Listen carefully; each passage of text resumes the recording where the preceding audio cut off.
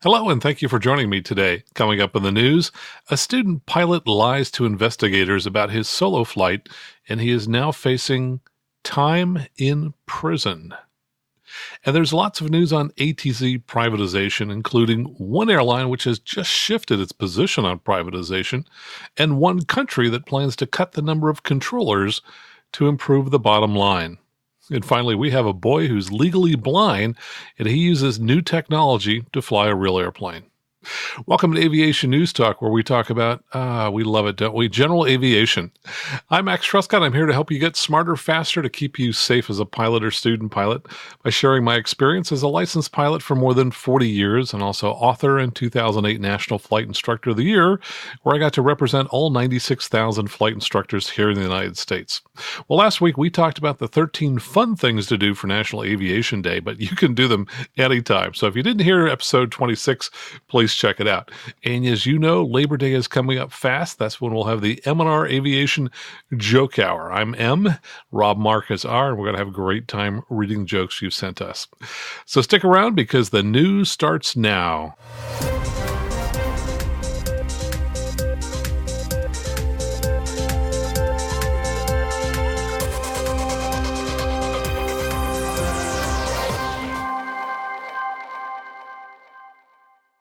Now, this first story is a little shocking, but it ties into an incident that happened here in my neck of the woods just about a year ago, which I'll tell you about.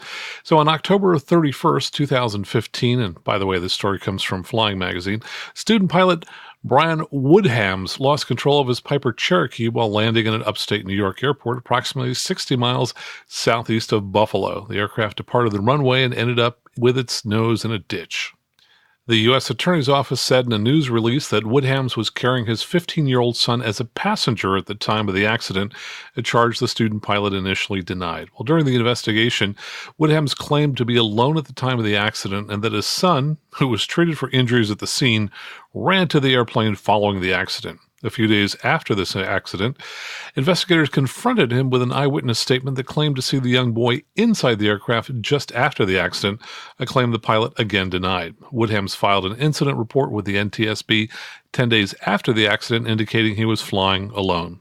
Well, in January 2016, Woodhams was interviewed by a special agent from the DOT, Department of Transportation, and stuck to his story of being alone in the cockpit, but for an unexplained reason entered a guilty plea a few weeks ago while appearing before U.S. District Judge Lawrence Villardo in Buffalo. The charge against the pilot carries a maximum penalty of 5 years in prison and a $250,000 fine. Sentencing is scheduled for November 3rd, and we'll certainly let you know what happens. So the incident occurred here about a year ago. I was flying the traffic pattern at an airport, and we had someone who was just absolutely wreaking havoc in the traffic pattern.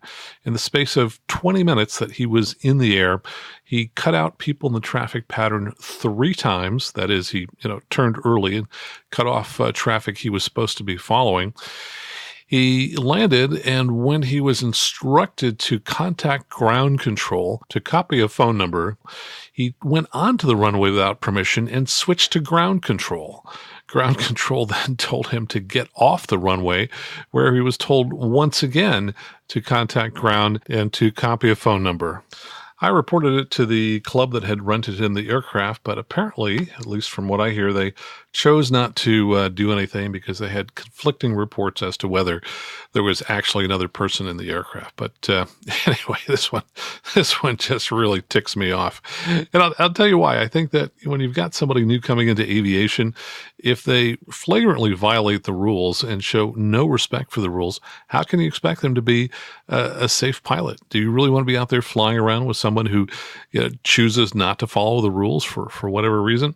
Anyway, I think this person unfortunately learned a lesson, which was if you lie about something, you can get away with breaking the rules. So I'm certainly interested in your thoughts on this. Go to aviationnewstalk.com, click on contact. Let me know what you think. I suppose it's not too late to contact the FAA.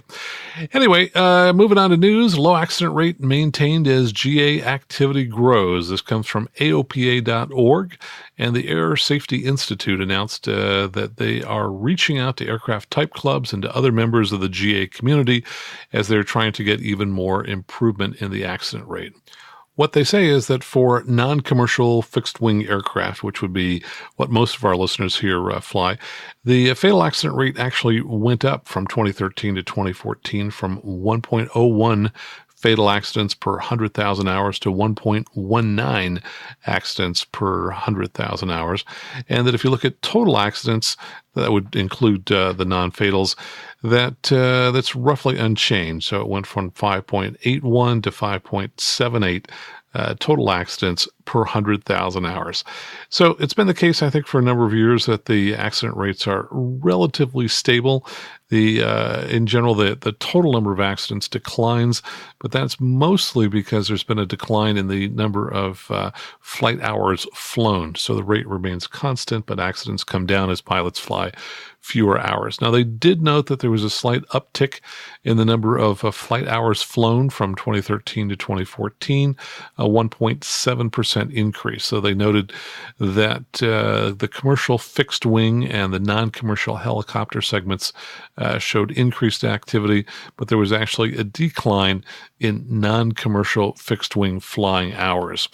So it looks like there's still a lot of work that has to be done still to help improve the overall accident rate. The executive director of AOPA's Air Safety Foundation, Richard McSpadden, said the overwhelming majority of these accidents are avoidable, so if we can convince more pilots to access safety information, we can drive the accident rate even lower and save lives. He said that's why numerous industry leaders and type club presidents are joining the Air Safety Institute in a push to reach more private pilots with safety information. And my experience has been that, for example, COPA, the Cirrus Owner Pilots Association club that I belong to, has been instrumental in driving the accident rate for Cirrus's down so that it's now approximately half that of the overall general aviation accident rate. And the same was true for the Lancair group a number of years ago when they had a large number of accidents. That type club worked a lot to help bring down the accident rate. And speaking of accidents, this comes from generalaviationnews.com. NTSB launches a blog about GA accident investigations. So the NTSB has a new blog series called Inside the NTSB's General Aviation Investigative Process. And they say the series is going to explore how medical, mechanical, and general safety issues are examined in the agency's investigation. The introductory post is up from NTSB board member Earl Weiner. I went ahead and read it. It's pretty much an introductory overview, doesn't give a lot of detail, but it does tease that the next few posts will give us a lot more detail. And I will post the link to that in the show notes and in the Patreon page. From aero-news.net, the FAA changes the night landing rules at KSFO San Francisco. Well, the FAA has new rules for night landings and for tower staffing at SFO following the incident in which an Air Canada A320 nearly landed on a taxiway. The Seattle Times reports the new procedures go into effect whenever a parallel runway is closed. That was the scenario that occurred when the Air Canada incident occurred. Officials believe it might have contributed to the confusion on the part of the crew. So in the future, pilots will no longer be allowed to make visual approaches at night when an adjacent runway is shut down. They will be required to make an instrument approach to assure they line up with the correct runway. Control tower staffing will also be beefed up during the late night periods. Only one controller was reportedly working when the Air Canada incident took place. And from FAA.gov, news that the FAA's Flight Standards Service, that's the part of the organization which runs all the Flight Standards District offices around the country, is getting reorganized. I've taken a look at the new org chart. It looks to me like it's a little bit of a matrix organization where some of the organizations report to multiple managers. Probably the biggest change from a FSDO standpoint is that the regional level offices have been eliminated. So here in California, we were part of the Western Pacific region. All the FSDOs in California and perhaps some adjacent states reported into that. That organization is now gone. So your local FSDO office will still be in place, but the regional offices to which they report no longer exist. So that's part of the change going on at the FAA. And from usatoday.com, here's a story that I just came across, even though it's dated the 13th of July. I was rather dismayed to read that the head of Delta Airlines said on Thursday, that Thursday would have been back in early July, that the carrier is no longer opposed to privatizing air traffic control as it was last year. And they say they are now at the table with lawmakers discussing how to modernize the system. Well, you may recall that Delta was probably the lone standout of all the major airlines in opposing air traffic control privatization, but apparently they have now fallen in line with all the other major airlines. In an earnings call with analysts, CEO Ed Bastian said that Delta is, quote, working constructively, unquote, with the leading advocate for privatization, Representative Bill Schuster, Republican of Pennsylvania. He said, yes, we are at the table. We are not philosophically opposed to privatization for privatization's sake. Bastian said Delta's goal was to modernize the system in the best possible way. What we want to do is make certain that we have the proper governance, transparency, and cost efficiency to drive the reforms needed in the next air traffic control system that gets modernized. He said, we're in full support of the president's agenda to invest and modernize the systems. And from atwonline.com, which is Air Transportation World, they say time is running out for FAA reauthorization. They say don't hold your breath waiting for an FAA reauthorization bill, including ATC reform, that is privatization, to pass in the next couple of months. They say avoiding a costly partial shutdown of the FAA this autumn now seems to be the most that one can realistically hope for, and that a disruption to FAA operations resulting from either the agency's authorization expiring or wider government shutdown is absolutely possible in coming months.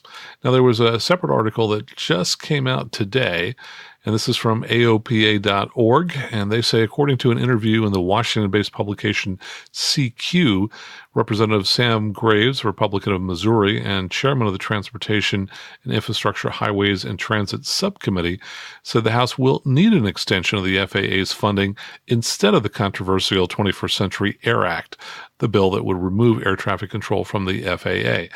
Without some sort of legislative action, the FAA will run out of spending authority on September 30th. Graves said, we obviously have to have an extension or something in place by September 30th. We're going to have to get to work on that because regardless of if the House were to pass something and the Senate were to pass something, we're not going to make the deadline. The reality is we can't conference everything out in that amount of time. CQ reported the push to privatize ATC would be shelved temporarily. According to AOPA Senior Vice President Jim Kuhn, he said an extension was becoming inevitable, but the fight over the so-called privatization of air traffic control is not over. So stay tuned because obviously things keep changing here on privatization. In international news from Australia, Air Services promises a real cost reduction of 10%. Now, Air Services Australia is the organization that is government-owned, and they're responsible for air navigation service, so all ATC services, as well as aviation firefighting. They've just released a 5-year corporate plan, and they say that despite only modest increases in the Air Services revenue over this 5-year period, that earnings before interest and tax will rebound strongly to over $100 million. Now, that's $100 million per year, which is essentially the profit. So that's a pretty amazing amount of money. Now, the federal government in Australia stands to benefit from the turnaround in Air Services' financial performance, receiving a dividend of almost $9 million starting in 2017, rising to almost $20 million per year in subsequent years. And way down at the bottom, they note that under the Accelerate Air Services plan, their workforce will be cut from 4,500 jobs to 3,600 jobs. And a lot of those jobs are likely to be air traffic control jobs that are being cut. Looking toward Europe, Garmin receives EASA approval for their GTN 650-750 GPS features. Garmin is pleased to announce an extended feature set, and this is tailored specifically, they say, for European operators, an enhanced user interface and additional wireless connectivity solutions for the GPSs. The enhancements include pinch-to-zoom and FlightStream 510 integration, which supports wireless database concierge between the GTN GPS units and the Garmin Pilot app on mobile devices.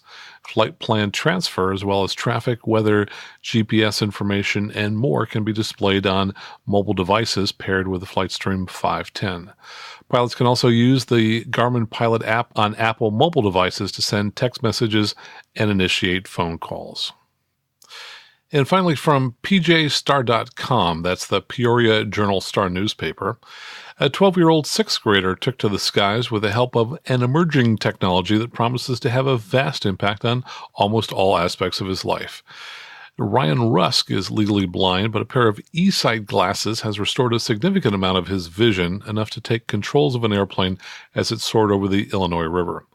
The device displays imagery in front of the glasses on screens immediately in the wearer's sight with a video algorithm calibrated for individual conditions. Blind in one eye and with severely reduced vision in the other, Rusk found out about the technology that could apply to him and set about raising the money to get one. With the headset and control unit in a satchel he carries, everyday details suddenly come into focus, with the ability to zoom in on objects he couldn't even previously see.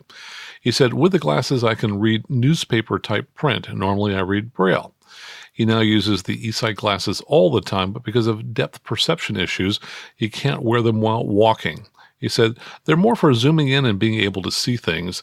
They feel pretty natural. It took a little getting used to, but they feel like a normal pair of glasses now." And the device has opened up new possibilities, including a little bit of time as a pilot. Great story about a great technology. That's the news for this week. Coming up in a moment, we talk about how to fly a stabilized approach and the consequences of not flying one. Plus, listener questions. You're going to love this one. A listener asks, how much flying time should his daughter's 17-year-old boyfriend have as a pilot before he can take his daughter flying? We'll be right back.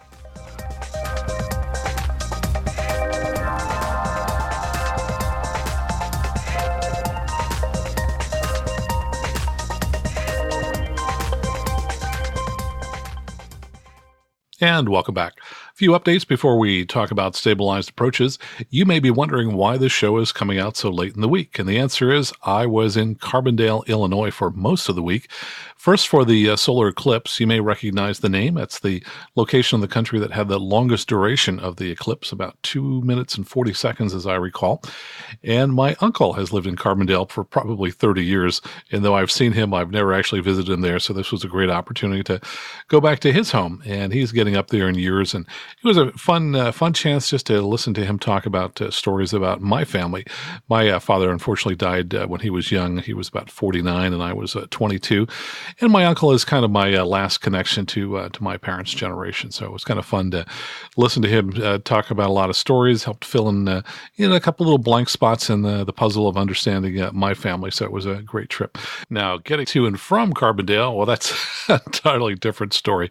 We didn't have too much trouble getting out there. We flew into St. Louis, Missouri commercial and drove a couple of hours down to Carbondale. Not too much traffic to worry about because we took kind of the back roads and got there a few hours early on Monday before the eclipse. And coming back, different story. We took us more than 24 hours to get back. We arrived at the St. Louis airport, I think probably about 3 o'clock on Wednesday. Didn't get home till about 5 o'clock on Thursday. So 24 hours to get home. We had a direct flight, which first got delayed for mechanical and then postponed to the next day. And then the next day it was canceled altogether. So they put us on connecting flights and it just took forever. But oh well, that wasn't that bad because I had my wife with me and we just kind of rolled with the punches. And all these things are better when you have someone you care about with you. So the trip worked out reasonably well, even though we spent a lot more time in the airport than we hoped to. Hey, let's talk about the eclipse. That's one of the main reasons I went out there. Hope you got a chance to see it. I posted on the Patreon page a map from flightaware.com. So if you go out to aviationnewstalk.com/awesome, you can go to the Patreon page, then click on post, and that will take you to some of my recent posts.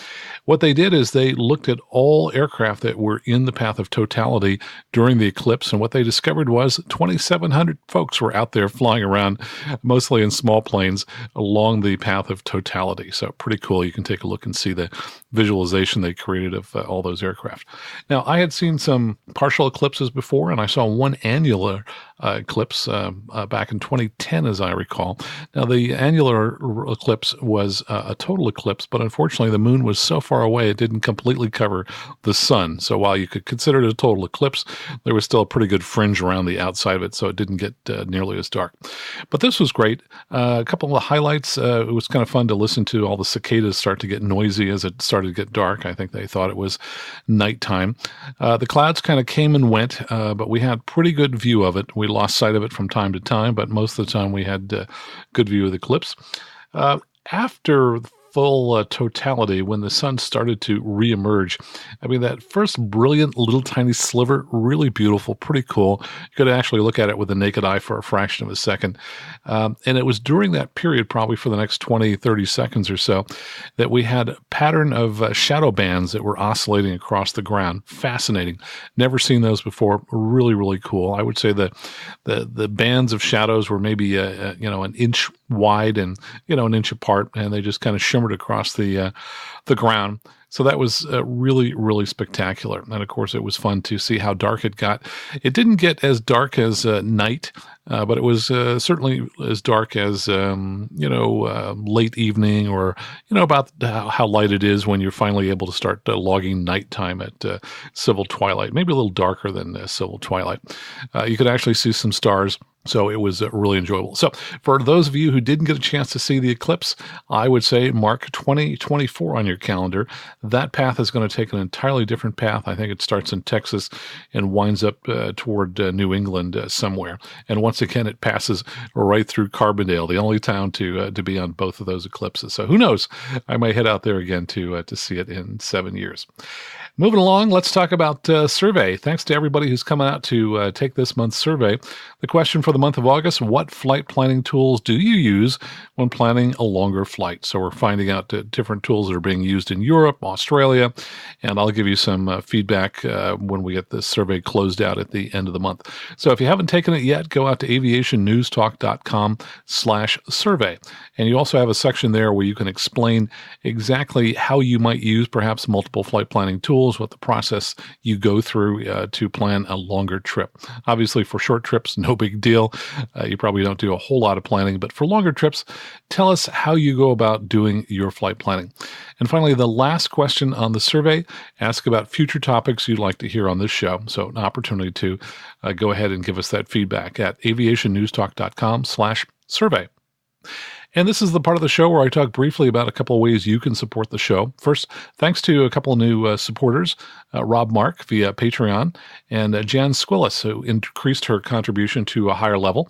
I think she is now up at the level where she can see the show notes plus all the cut stories, which is the $8 a month level.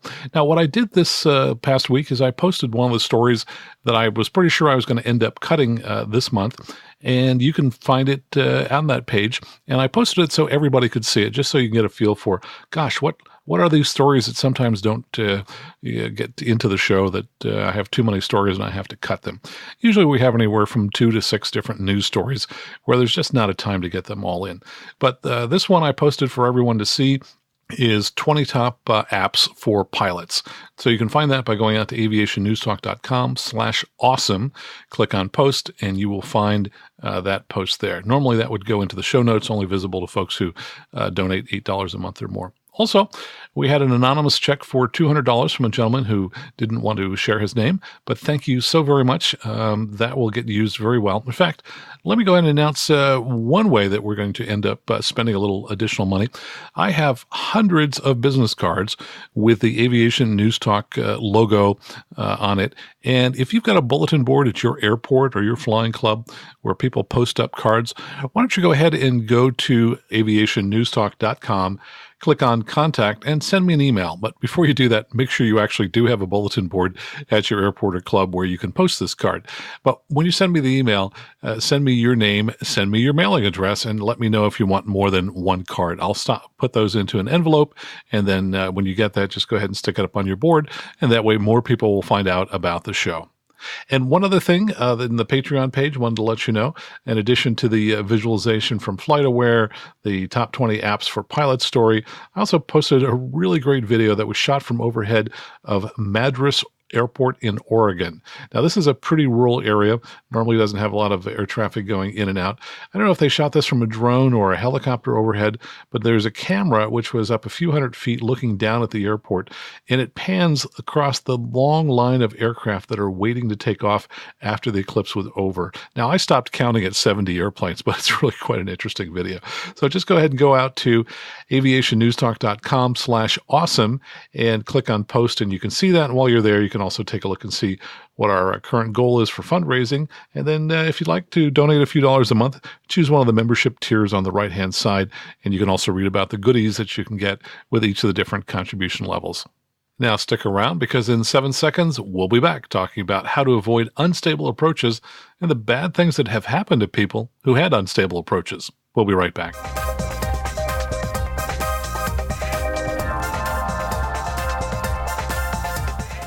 Welcome back. Most pilots have probably heard that the best predictor of a good landing is a good approach. And you've probably also heard that you should avoid unstable approaches, but you might not be fully aware of just what constitutes a stable approach. What are all the different elements to have a stable approach? Well, you want to have the proper airspeed, so you don't want to be too fast or too slow. You want to have the correct flight path, so you're either not too far left or right, or not too high or too low. You want to have the aircraft configured for that phase of the flight, so usually that's going to be full flaps if you're coming in for landing. You want to have an appropriate power setting for the aircraft configuration so that you're not making lots of power changes as you come down, though you might need to do that if you've got squirrely weather conditions, updrafts and downdrafts and things like that.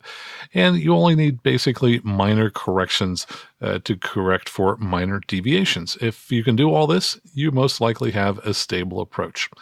Now, I wrote an article back in the April issue of AOPA Pilot, AOPA's magazine, and it was a column on page 20.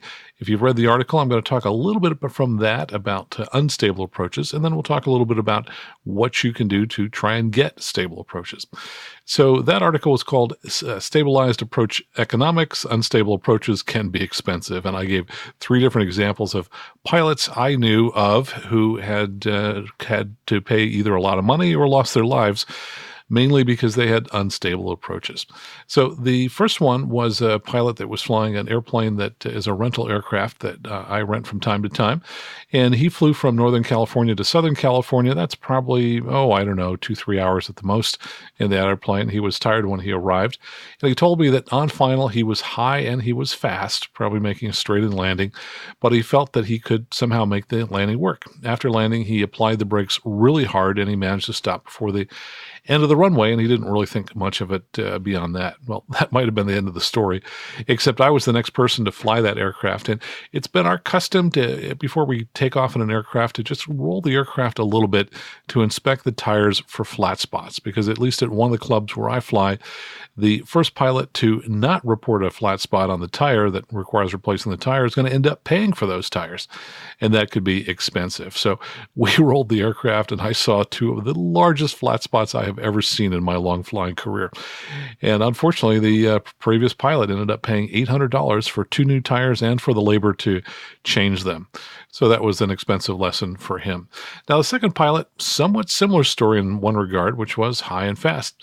Now, he had not been flying for a good month, and he took his Cessna 182 to a nearby airport to practice landings, and that was Half Moon Bay. Now, Half Moon Bay Airport is probably close to a mile long, and I would guess 150 feet wide. It's a pretty big runway compared to our home airport at Palo Alto. Now, after he did a few landings back at Half Moon Bay, he kind of relaxed a little bit because, after all, he was returning to his home field with which he was very familiar. Well, that's kind of ironic. Relaxing is really the wrong thing to do to Palo Alto, even if it's your home field, because that runway is one of the shortest ones that most pilots will encounter. It's under 2,500 feet. It's about 70 feet wide. And, if you're flying a 172 or 182, no problem. You're flying a Cirrus and you're fast, boy, you're going to have a hard time, stopping it before the end of the runway. But easy to do if you're on airspeed and have a stable approach. But like the first pilot, he was high and fast, and he didn't consider going around because he felt that he could save the landing. Do you notice a common theme here? People trying to save landings. You really should just go around. Anyway, he landed long and hard and had a bounce. And when he touched down the second time, he touched down nose low, and the nose gear collapsed and the aircraft skidded to a stop.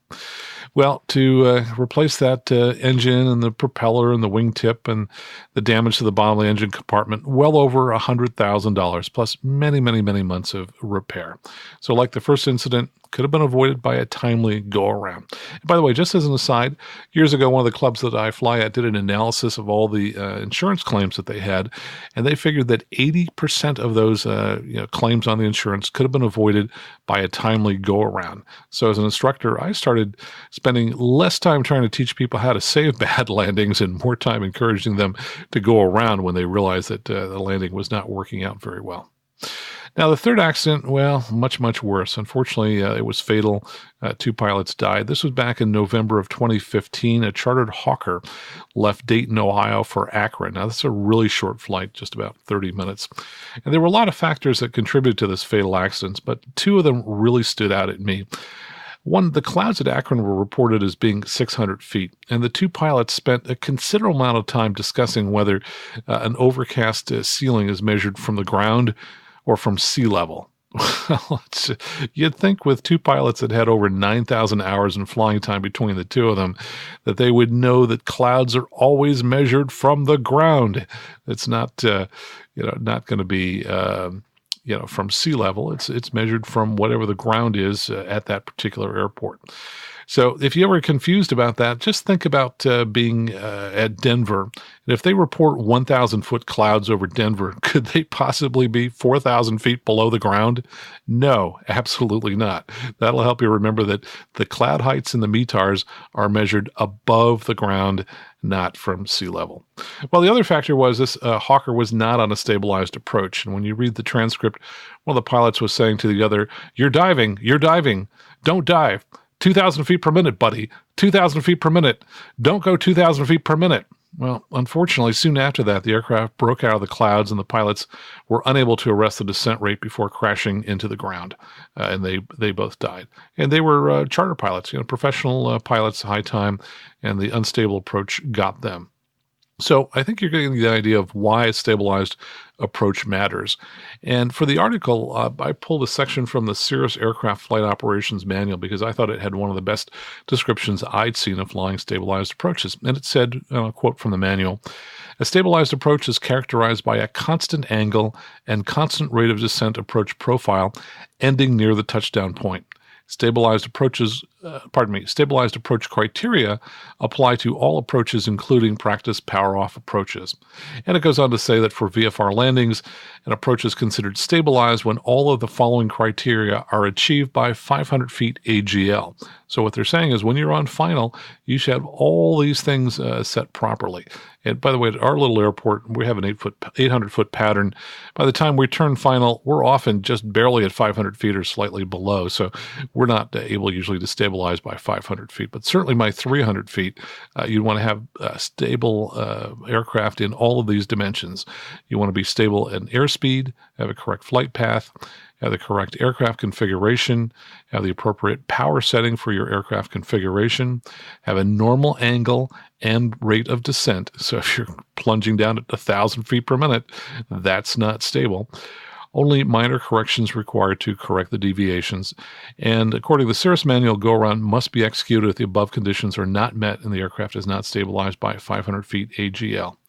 Well, unfortunately, all the pilots in the incidents that we just talked about, should have gone around or executed a missed approach because they were not stable, and they all paid a certain price for that. So you might ask, how can I avoid an unstable approach? So I just wanted to give a couple situations where I see them occurring most commonly and a couple techniques that you can use to make sure that you're making your way around the traffic pattern appropriately so that you end up at the appropriate height and airspeed and aren't on an unstable approach.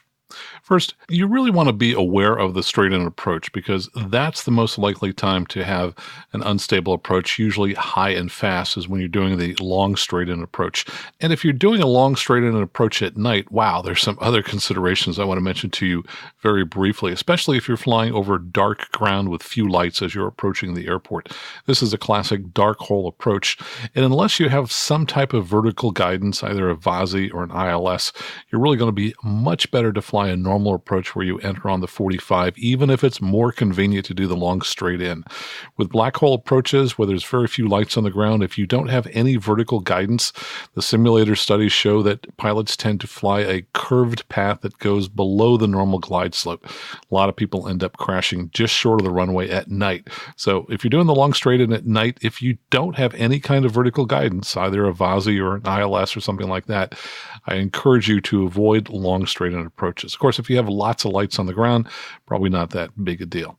Now, in GPSs, we often have a descent profile function, and I use that all the time. It's really great to help you understand when to start descending, at what kind of rate you should be sending at.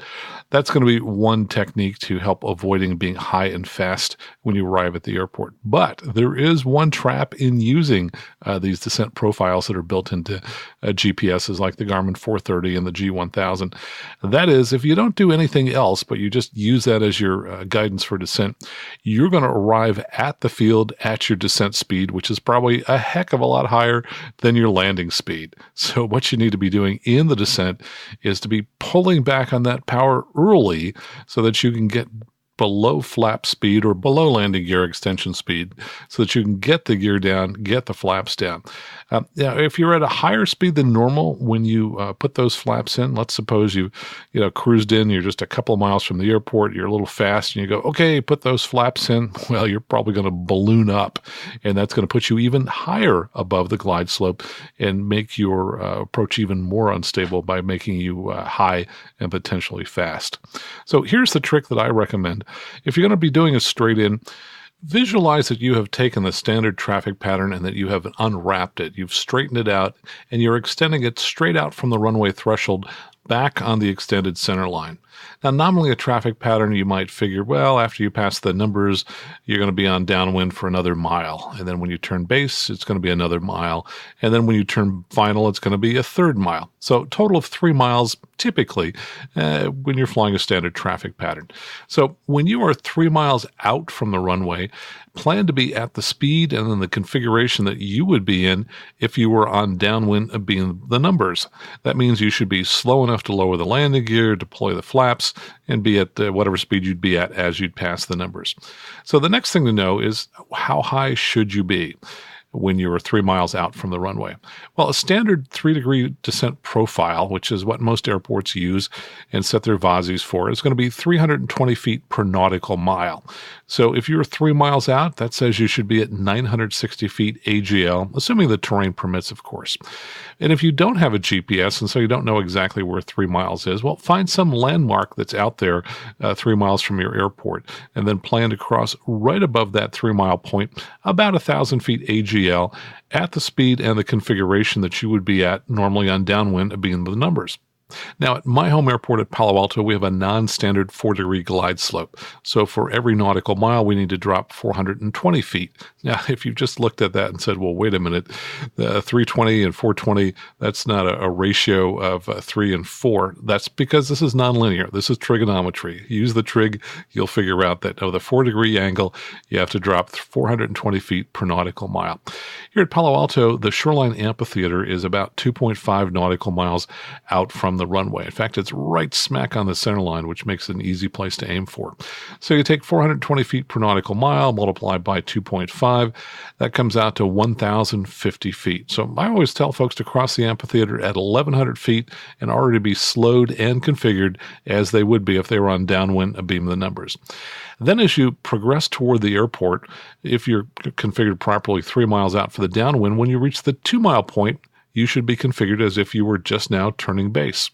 And at the 1-mile point, be configured and at the appropriate speed as if you were just turning onto the final. If you do that religiously, you can have a stable approach virtually every time you make a straight-in landing. Now, we're not talking about IFR descent profiles. That's going to be a different story.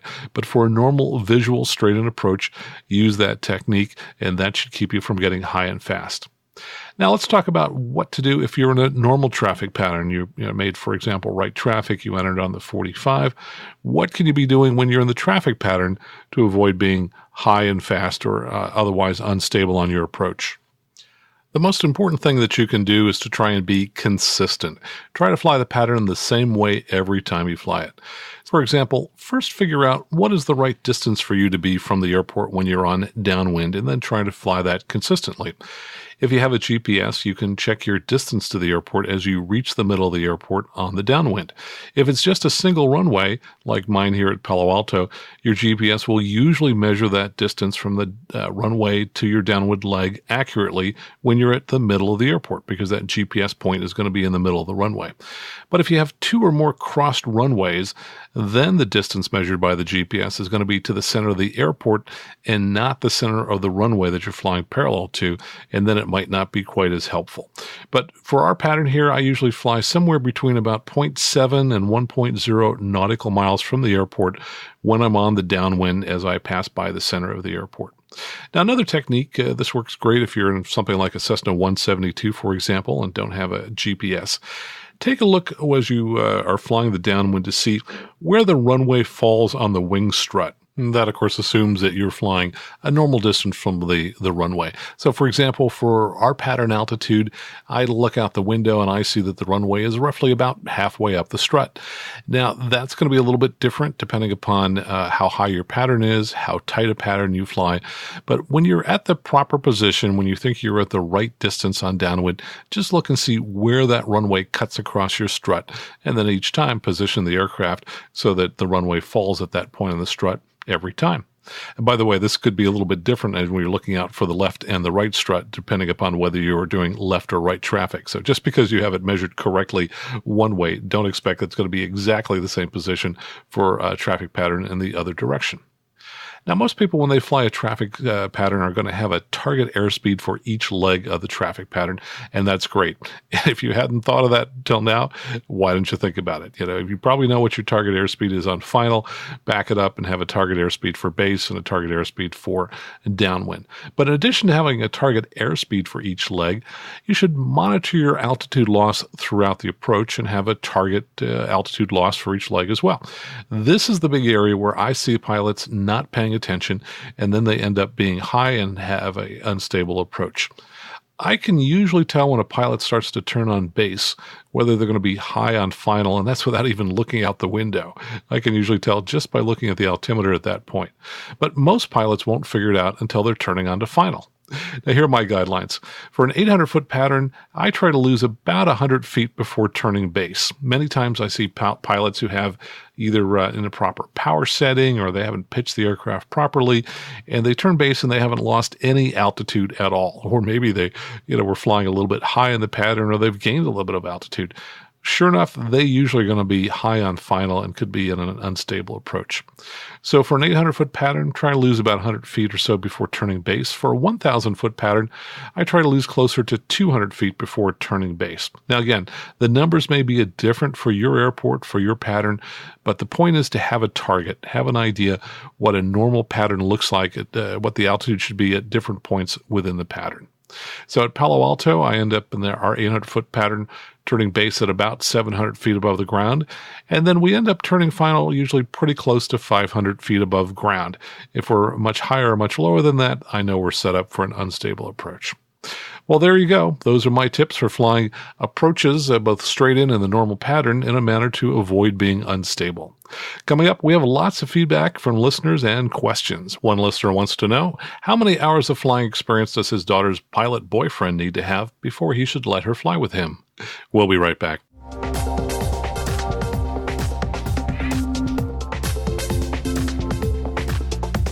And welcome back. Let's see, no new reviews on iTunes this week. That's fine. You probably already know that the best way you can help the show is to tell your friends about it. So if they don't know what a podcast is, show them how to download it onto their phone and set them up to listen to Aviation News Talk. And listener feedback from Twitter. A Wrathful Tumbles tweeted to me. He said, Max Trescott made me do it, National Aviation Day. And they included a photo of a Diamond DA-40. So apparently he got checked out at a new airplane, which is one of my 13 suggestions from last week's show. And an email from Ron commenting on turbocharge failures, which we talked about a couple episodes ago. He said, regarding turbocharged planes and their failures, I experienced one that I wanted to share. I was the right seater doing an IPC for a pilot flying a nicely equipped T210N, which is the exact model that I owned about 20 years ago, a Cessna Turbo T210. We were departing San Carlos on runway 12 early in the evening. As we accelerated down the runway, just before rotating, I felt a significant drop in power. The pilot continued for a few seconds and we rotated, but we were not climbing as quickly as I was used to. In fact, we barely made it to 200 feet, and the tower noticed and asked if we were okay. The turbo failed, and I had heard the pilot advise them that we were returning to land. Manifold pressure was substantially lower than the 36 inches it should have been, and it's probably only in the low 20s. We were able to limp up to 500 feet, I think, or slightly more as we flew the pattern to return.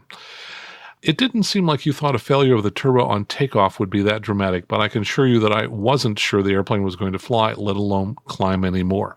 And Ron, just to be clear on this, boy, I certainly never meant to imply that a failure of a takeoff was an insignificant problem at any phase in flight. In fact, I mentioned that it was an emergency and should be treated that way, and that certainly would be the case for a takeoff as well. He says, as far as treating a failure in flight, as you pointed out, one doesn't know which side has failed, and if it's the hot side, then you've got a blowtorch blasting on something that wasn't made to take the heat, and any loss of power in my book should be treated as an emergency until I'm on the ground and proven otherwise. Yes, I agree with you, Ron. Love the show. Keep the news coming. And let's see here from Peter. Peter said, I just wanted to thank you for mentioning the Kansas Cosmosphere and Space Center in Hutchinson, Kansas. I'm the airport manager at KHUT, and I was pretty pleased to hear that you were in Hutchinson picking up a Cirrus from Wells Aircraft. Thank you so much for mentioning the Cosmosphere, as I consider it one of the hidden gems in the middle of Kansas. Also, keep up the great work on the podcast. It has become one of the podcasts I look forward to each week, and we mentioned that as part of National Aviation Day last week. And let's see, the listener questions. This was posted on Facebook. My friend John said, Max, a question. Daughter's teenage CAP boyfriend just got his private pilot through a CAP program, so Civil Air Patrol program. He has 55 hours of flight time and a private glider rating as well. He got the glider license first. How many hours would you think he'll need before it'll be okay to fly my daughter? I say 1,500 hours in an ATP, but my daughter thinks that's extreme. Your thoughts? Well, I'm sure John is joking when he says 1,500 hours in an ATP, but I totally get that. As a father of two daughters, we're always protective of our daughters and want to make sure that they're safe at all times. So a couple of the comments that came through, Michael said, how old is he? I think maturity is more important than hours. And John replied that the boyfriend was 17. Ken said, if it's good enough for the federal government, then it's good enough for, I don't think he continued. It just went ... I'm not sure I agree with that, by the way. My answer was, John, if you feel he's a responsible young man, 55 hours is enough. If you don't feel he is, 1,500 hours isn't enough. And I really like this comment from Tony, and this probably was the best advice. Tony said, you need to go fly with him first. See if he respects the situation. So great comments to that question. And on Twitter, Christian asked, what's the VFR currency requirements during a solar eclipse? And my answer, 3 takeoffs and landings during the prior solar eclipse. By the way, I saw somebody else ask if they could log nighttime as they were flying during the eclipse. And the answer is, no, you cannot. There are very specific rules on logging nighttime, and they say that it has to be after civil twilight, which is when the sun's disk is 6 degrees below the horizon, which was certainly not the case during the eclipse. And here's a question from Mahesh from New York State. He says, as a follow-up to your informative piece on flying the traffic pattern in a 172, would you be able to tell me what power settings, flap settings, and speeds you typically use for each leg of the traffic pattern in a normally aspirated SR-22? Thanks for a great podcast. And I sent him back an email, and I sent him a section of the Avidyne FOM, that's Cirrus's Flight Operations Manual, and I said that I use slightly different power settings than what they suggest there, though it's pretty darn close. On downwind, I tell him I'm about 16 to 17 inches of manifold pressure until I reach the numbers. At the numbers, I pull the power to 11 inches of manifold pressure, add 50% flaps, and hold altitude until I slow to about 102 knots. Then I immediately push the nose down so that I hold 100 knots for the rest of the downwind and through the turn until I'm on base. On base, I add 100% flaps and immediately trim forward so that the nose stays down, and I then fly the base at 90 knots. Without this trim, the nose will come up and people can get slow on base. Then I hold the 90 knots through the turn until I'm on final. On final, I slow to 77 knots since my home field of Palo Alto is pretty short, and then I adjust the power to whatever setting is needed to get to the runway. Hope that helps. And if you have a question, please go out to aviationnewstalk.com and click on Listener Question. You can either send an email or, better yet, record your voice and ask a question. And we're out of the recorded voice questions, so take some time to go ahead and send me questions. We'll use them for the next show. And that, my friends, wraps up another show, which is good because I have weekend plans and I need to get out of here. I hope you have a good weekend planned. And for those of you that are in the path of Hurricane Harvey, please take whatever precaution you can to be safe this weekend. Looks like it's going to be really bad, especially in the coastal regions of Texas. And if you have time, go ahead and check out the Patreon page here. You can find it at aviationnewstalk.com/awesome. You probably know by now you can make a small contribution with your credit card each month. And if you're thinking of buying a new or a slightly used Cirrus, please contact me right away so I can help you understand all the different factors that go into that decision. And there's some that are not obvious. So I specialize in the Cirrus. I work with people all around the country. Just give me a call or contact me through the aviationnewstalk.com webpage. And if you love the show, please show your friends how to get this podcast onto their phone. Until next week, fly safely, have fun, and keep the blue side up.